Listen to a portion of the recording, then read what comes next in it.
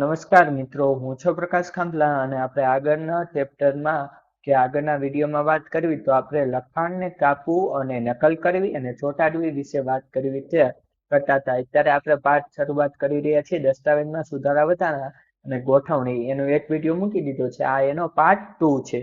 તો પેલા એ વિડીયો જોઈ નાખજો ને પછી આ જોજો, જેથી કરીને તમને ખબર પડશે કે કઈ રીતે પાઠની શરૂઆત થાય છે, કે કયા વિડીયો છે તેના આધારે. એમનો આડાહડો વિડીયો જોશો ને તો નહીં ખબર પડે. લખાણના અમુક ભાગને પસંદ કરી તેની મૂળ જગ્યાએથી ખસેડી એટલે કે કટ કરી લઈને હાલ સક્રિય દસ્તાવેજમાં અથવા તો અન્ય દસ્તાવેજમાં મૂકવાની એટલે પેસ્ટ કરવાની ક્રિયાને કટ એન્ડ પેસ્ટ કાર્ય તરીકે ઓળખવામાં આવે છે. જો મિત્રો, કટ એન્ડ પેસ્ટ વિશે આપણે આગળના ચેપ્ટરમાં પણ આપણે અભ્યાસ કરી ગયા છીએ. આપણે વાત પણ કરી હતી, મેં તમને પ્રેક્ટિકલ પણ બતાવ્યું હતું કઈ રીતે કોપી કરવાનું, કઈ રીતે પેસ્ટ કરવાનું, કઈ રીતે કટ પેસ્ટ કરવાનું વગેરે વિશે. લખાણના અમુક ભાગને પસંદ કરી તેની નકલ એટલે કે કોપી કરીને લઈને હાલ સક્રિય દસ્તાવેજમાં કે અન્ય દસ્તાવેજમાં ચોંટાડવાની એટલે પેસ્ટ કરવાની ક્રિયાને કોપી એન્ડ પેસ્ટ કાર્ય તરીકે ઓળખવામાં આવે છે. હવે મિત્રો, હું તમને પ્રેક્ટિકલ બતાવું કે કઈ રીતે કટ કોપી થાય છે તેના વિશે. તો હું આ ગુજરાત જનરલ નોલેજ વાળું એક પેજ ખોલું. તો આમાં જોવો જોઈએ, હું સિલેક્ટ કરીશ, એક મિનિટ, છેલ્લે પ્રશ્ન યાદ આવી એટલે જેથી કરીને જો હવે અહીંયા લખેલું છે વડોદરા. તો આ જો હું સિલેક્ટ કરું છું અને રાઈટ ક્લિક કરીશ અને કોપી આપીશ. હવે શું કરી ખબર છે કે નીચે આ કોપી પેસ્ટ તમને આવી ત્યાં શીખવા, પછી આ પેસ્ટ એટલે વડોદરા થઈ ગયું. હવે હું કંટ્રોલ વી દબી, જો પાછું આવી ગયું, પાછું દબી પાછું આવી ગયું.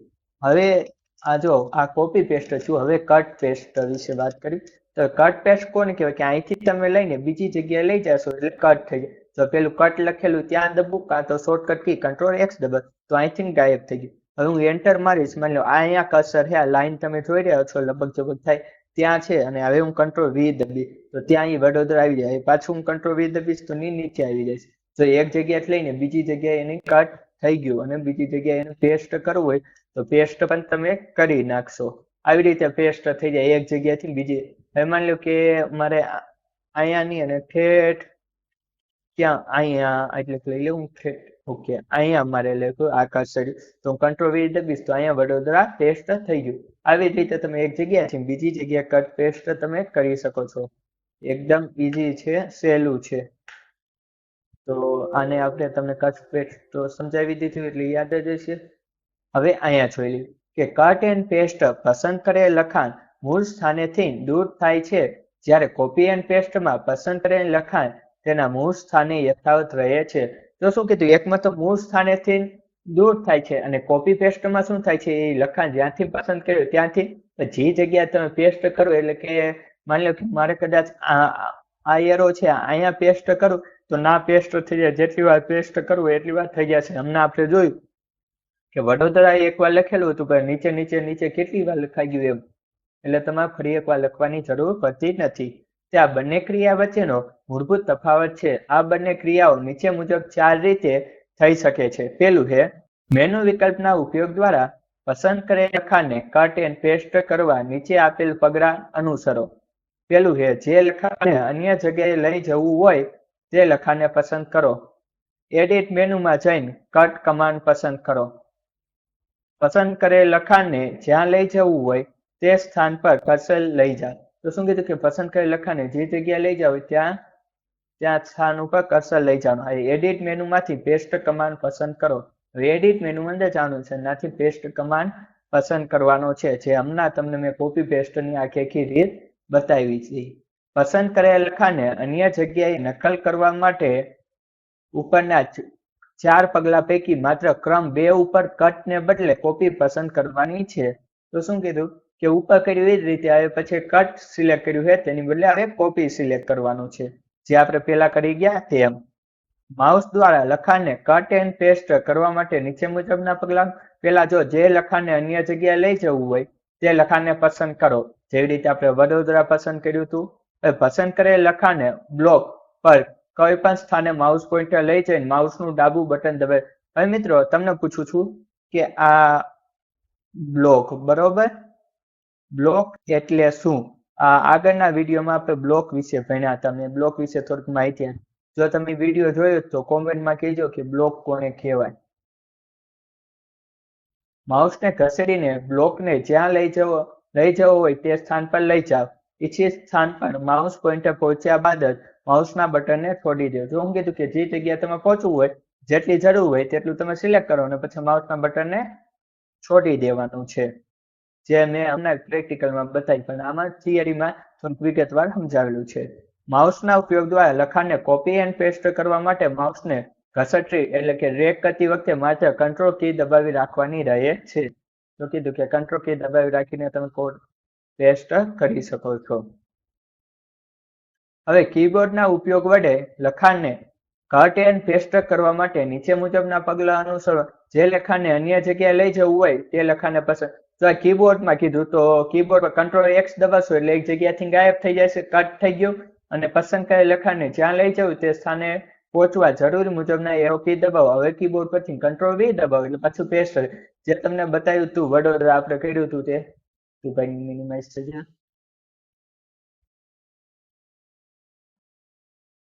સિંહ તો સિંહ કહેવાય.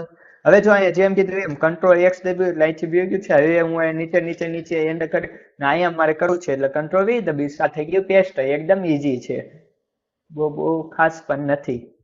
તમે માઉસથી સમજાવી.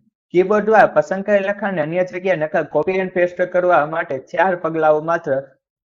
બીજા પગલાઓ કંટ્રોલ એક્સ ને બદલે કંટ્રોલ સી કી દબાવવાની રહે. બરોબર. કોપી કરવા માટે કંટ્રોલ સી, કટ કરવા માટે કંટ્રોલ એક્સ. જો કટ માટે શું છે, જો આ કટ માટે છે કંટ્રોલ પ્લસ એક્સ. બરોબર. અને હવે પેસ્ટ માટે શું છે, સોરી કોપી માટે માઉસ લખું જરાક સરખું નહીં. કોપી માટે છે એનું છે કંટ્રોલ પ્લસ સી આવશે. નકલ કરવા માટે ખાલી કંટ્રોલ પ્લસ વી દબાવવાની. હું કંટ્રોલ એમને રહેશે સેમ ટુ સેમ ને પછી ડાયરેક્ટ વી દબી દેવાનો, ડાયરેક્ટ થઈ જશે નકલ. આ કાર્ય આઇકોનના ઉપયોગ દ્વારા પણ થઈ શકે છે. કટ એન્ડ પેસ્ટ માટે ઉપરના ક્રમમાં 3 આપેલા 4 પગલા પૈકી ક્રમમાં તમે કરી શકો છો. અન્ડુ રીડુ છે એના વિશે આપણે આગળના વિડીયોમાં વાત કરી. કંટ્રોલ એક્સ કી દબાવવાને બદલે માઉસ દ્વારા કટ આઇકોન પર ક્લિક કરો. જો કાતર જેવું હોય ત્યાં તમે ક્લિક કરી શકો છો. હવે જો અહીંયા તો કટનું આઇકન અહીંયા તો અહીંયા જો ડાયરેક્ટ રાઈટ ક્લિક કરવી તો અહીંયા જો કાતરનું આઇકન આવે છે. તો હવે હું પેલા વડોદરા સિલેક્ટ કરી નાખું. બરોબર ને. જો અહીંયા કાતરનું આઇકન આવ્યું કટનું એવી રીતે. તો એની ઉપર કરો કોપી પણ છે અને પેસ્ટનું પણ છે. આવી રીતે બાય ડિફોલ્ટ તમે કરી શકો છો. ઓકે. જો એ પણ કીધું છે. અને કંટ્રોલ પ્લસ વી ને બદલે પેસ્ટ આઇકોન પર ક્લિક કરવાથી આ આઇકોનનો ઉપયોગ દ્વારા કોપી એન્ડ પેસ્ટ કરવા માટે ઉપરના ક્રમ 4 માં આપેલ પગલા કટ આઇકોનને બદલે કોપી આઇકોન પર ક્લિક કરવાનું રહે છે. લખાણમાં ઈચ્છિત શબ્દ શોધવો અને બદલવો. આ જો તમારે જે શબ્દમાં કંઈક લખેલું છે ગોતવો અને તેના બદલે તમારા શબ્દ બદલો. જેવી રીતે 3 ઇડિયટ મૂવીમાં તમને ખબર હોય તો ઓલું એક સીન આવે છે જ્યાં ચમત્કાર લખેલું હોય ને ચમત્કાર લખેલું હોય એટલું ફાઇન્ડ એન્ડ રિપ્લેસ કરીને એમ કરી નાખે ને પછી તમે ચેન્જ કરીને એવી રીતે શબ્દ ફાઇન્ડ કરીને પછી એની બદલે રિપ્લેસ કરી નાખે છે. તેના વિશે પેલા જોઈએ થિયરી પછી પ્રેક્ટિકલ પણ સમજાવું. રાઇટરમાં એવી સવલત પણ ઉપલબ્ધ છે કે જેમાં આપણે દસ્તાવેજના લખાણમાંથી કોઈ ચોક્કસ શબ્દ કે શબ્દ સમૂહ ક્યાં ટાઈપ થયેલો છે તે શોધી શકીએ છીએ અને તેને બદલીને તેના સ્થાને કોઈ નવો શબ્દ સમૂહ બદલી શકીએ છીએ. આ કાર્યને અંગ્રેજીમાં ફાઇન્ડ એન્ડ રિપ્લેસ કહે છે. આ કાર્યને પાર પાડવાની એક રીત સ્ટાન્ડર્ડ ટૂલબાર પરના આઇકનનો ઉપયોગની છે. જો તમારા કોમ્પ્યુટર પર સ્ટાન્ડર્ડ ટૂલબાર ન દેખાતું હોય તો વ્યૂ મેનુમાં જઈને ટૂલબાર વિકલ્પ પસંદ કરો. સ્ટાન્ડર્ડ ટૂલબાર વિકલ્પ કરો. આકૃતિ 10.5 માં દર્શાવ્યા મુજબ સ્ટાન્ડર્ડ ટૂલબાર પર ઉપલબ્ધ ફાઇન્ડ એન્ડ રિપ્લેસ આઇકન પર ક્લિક કરી શકાય. આમ કરવાથી આકૃતિ 10.6 માં દર્શાવ્યા પ્રમાણેનું એક ડાયલોગ બોક્સ આવી જશે. અહીં સર્ચ ફોર નામના ખાનામાં આપણે જે શબ્દ સમૂહ શોધવો હોય તે ટાઈપ કરવો પડે. ઈચ્છિત શબ્દ જો મળે તો તેને બદલીને આપણે જે શબ્દ લખવો હોય તે ડાયલોગ બોક્સમાં રિપ્લેસ કરી શકીએ. અહીંયા આપેલું છે એ પણ હમણાં આપણે જોવી.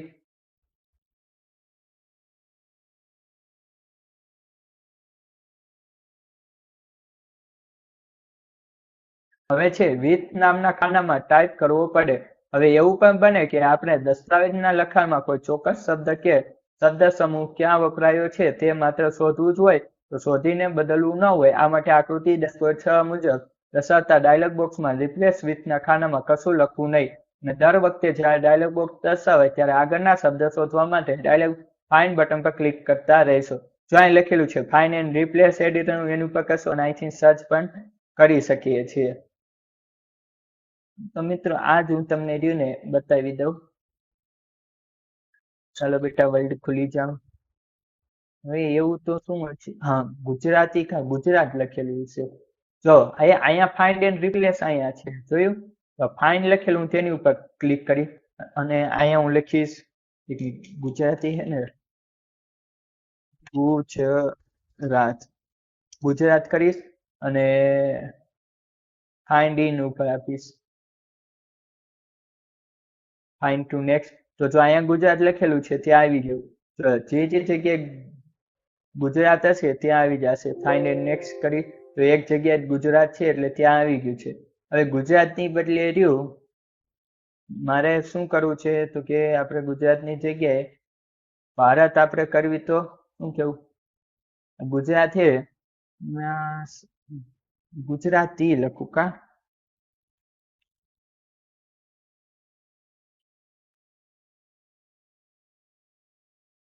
તો ગુજરાતી ઘણી જગ્યાએ છે એટલે જો જે જગ્યાએ ગુજરાતી છે ને ત્યાં આપણે રિપ્લેસ ગુજરાતી બદલે હું કરીશ ગુજરાત.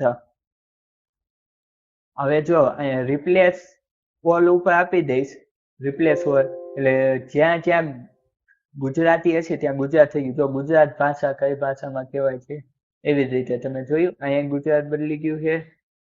જો ગુજરાત સાહિત્ય, ગુજરાતી સાહિત્ય બદલે ગુજરાત સાહિત્ય થઈ ગયું છે. બધી જે જગ્યાએ ગુજરાતી હતું ત્યાં એવું થઈ ગયું છે. તો મિત્રો આવી જ રીતે ફાઇન્ડ એન્ડ રિપ્લેસ તમે કરી શકો છો. હું ત્યાંને સેવ નથી કરતો. આ તમને મેં ટૂંકમાં બતાવી દીધું કે આવી રીતે તમે ફાઇન્ડ એન્ડ રિપ્લેસ કરી શકો છો. જો હવે અહીંયા કીધું કે અમુક અક્ષરો શોધવા એ જ રીતે છે ફાઇન્ડ એન્ડ રિપ્લેસનું, એટલે બીજું કાંઈ નથી. આ તમને પ્રેક્ટિકલમાં ટૂંકમાં સમજાવી દીધું કે આવી રીતે ફાઇન્ડ એન્ડ રિપ્લેસ તમે કરી શકો છો. બીજું આની અંદર છે નહીં, જો કટ બટ પટ વગેરે જેવા શબ્દો આમાં અંગ્રેજીમાં આપણે ગુજરાતીના શબ્દો કેમ કે લખેલું હતું એ પ્રમાણે. તો મિત્રો એવી જ રીતે જો અહીંયા બીજું પણ ચિત્ર આપેલું છે. જો સર્ચ પર અમુક શબ્દ તમે ગોતો હો એવી રીતે થાય. પછી અહીંયા રિપ્લેસનું હોય. આ ઉબટુનું છે એટલે થોડુંક અલગ પ્રકારનું આવું ડાયલોગ બોક્સ ખુલે છે, જ્યારે આપણે આમ લંબચોરસ જેવું ખુલે છે. રિપ્લેસ પણ તમે કર્યું.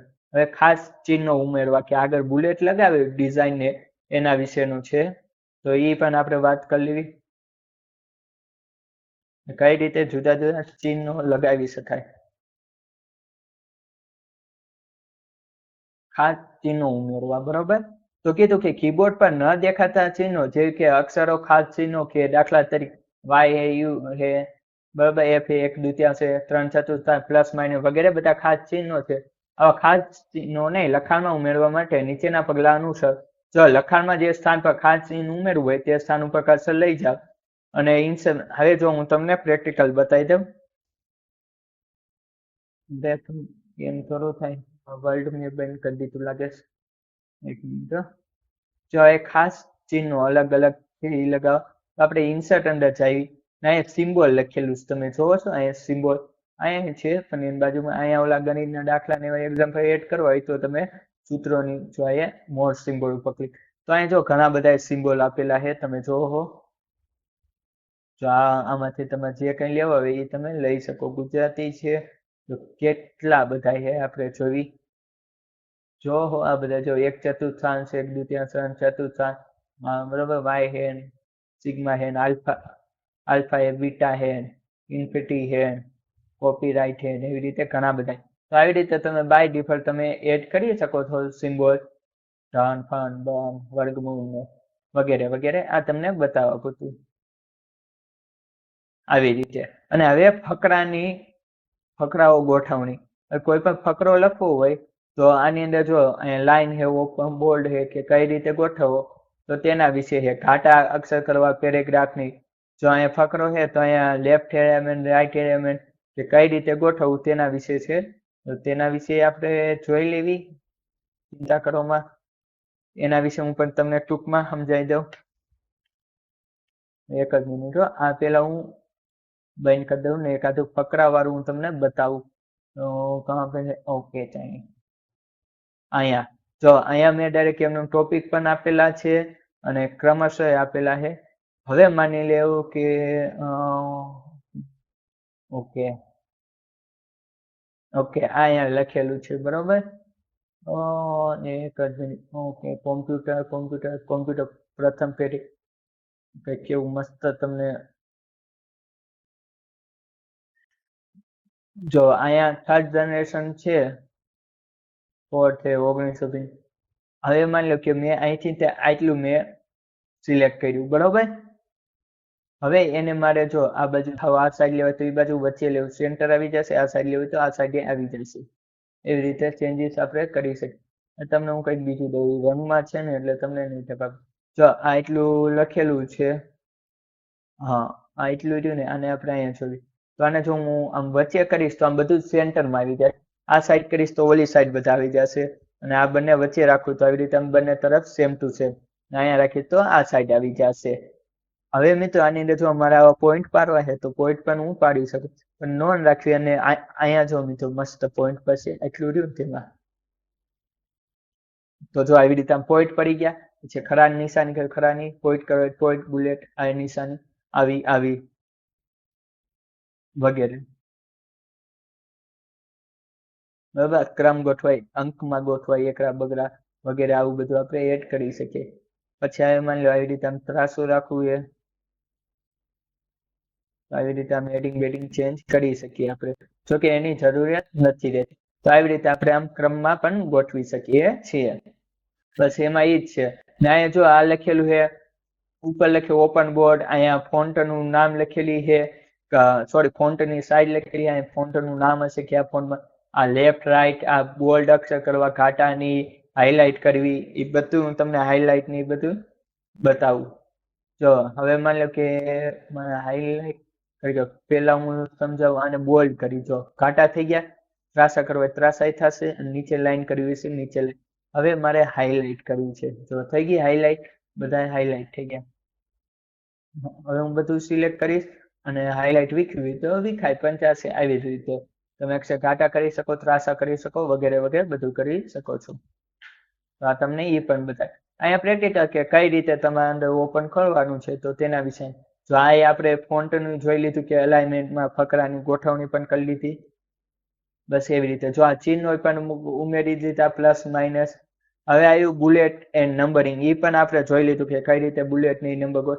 તો આ મિત્રો ચિત્ર તમે જોઈને ખબર પડી ગઈ છે કે આના વિશે આપણે બુલેટ એન્ડ નંબરિંગ વિશે જોયું. આ ખાના પ્લસ, આવા નિશાની, એરો વગેરે.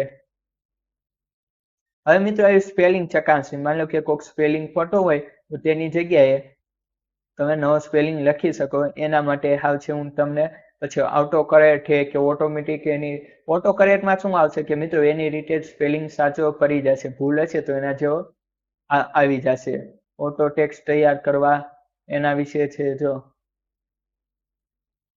બસ પછી પસંદ કરે અક્ષર, એ આપણે જોઈ પસંદ કરે લખાણના શબ્દોની ગણતરી, કેસ ફેરવવા, ટોંગર કેસ ને એ પણ એકવાર મેં વિડીયોમાં બતાવી દીધું અને આ તમને આવ્યું બતાવી દઉં. હવે મિત્રો આપણે શું કરવાનું છે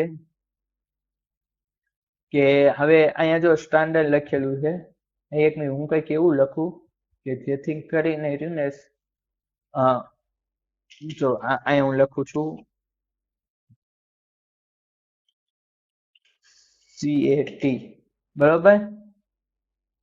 હવે અહીંયા લખું COT, પોતે થશે ને કે કંઈક એવો ખોટો સ્પેલિંગ લખું છું.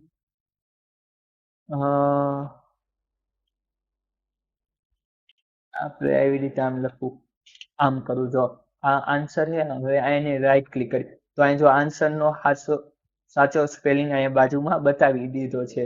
રેડ લાઈન રહ્યું એટલે જો પછી અસલી સ્પેલિંગ આવી ગયું. હવે આન્સર નું હું તમને કહું કે હવે આને મારે કેસ બદલાવા છે.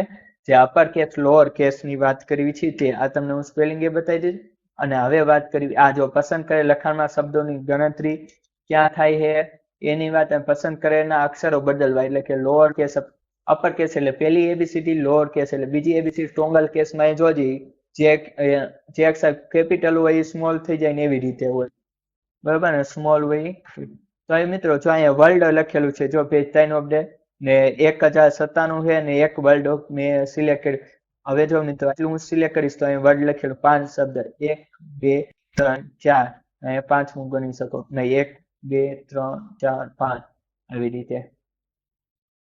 હવે આને કેસ બદલવા છે, અપર કેસ લોઅર કેસ. આની ઉપર તો મેં પહેલા કીધું જો સેન્ટેન્સ કેસ છે તો સેન્ટેન્સમાં બીજામાં લેશે. જો સેન્ટેન્સ એમને હું અપર કેસ કરી, જો પેલી એબીસીડી થઈ ગયા. હવે હું લોઅર કેસ કરી, બીજી એબીસીડી માં થઈ ગયા. હવે કેપિટલ ઇચ વર્ડ, પેલો અક્ષર કેપિટલ હોવો જોઈએ, જો એ કેપિટલ થઈ ગયો. ટોંગલ કેસ જો બાકી બધા એ સ્મોલ થઈ ગયા, બાકી બધા કેપિટલ થઈ ગયા. આવી રીતે છે સેન્ટેન્સ કે નોર્મલ થઈ ગઈ. તો મિત્રો આવી રીતે આ ચેન્જીસ કરી શકો. બહુ પાર્ટમાં બહુ ખાસ નથી એટલે મેં તમને એમને સમજાવી દીધું ટૂંકમાં. તો એકદમ આવું છે પાર્ટ. ને આનો વિડીયો કેટલા એમસીક્યુ છે? બસ કેટલા એમસીક્યુ છે? 6 જ એમસીક્યુ. નીચે પૈકી કઈ રીતે રાઇટરમાં આખી લીટી પસંદ કરી શકે? આખી પછી જો મિત્રો એમસીક્યુ જોઈ લેવાનો જવાબ આવડે કે નહીં, કાલે આનો વિડીયો આવશે. તો મિત્રો ફરી મળશું નવા વિડીયોમાં. ત્યાં સુધી મને આપો રજા. વંદે માતરમ. જય હિન્દ, જય ભારત.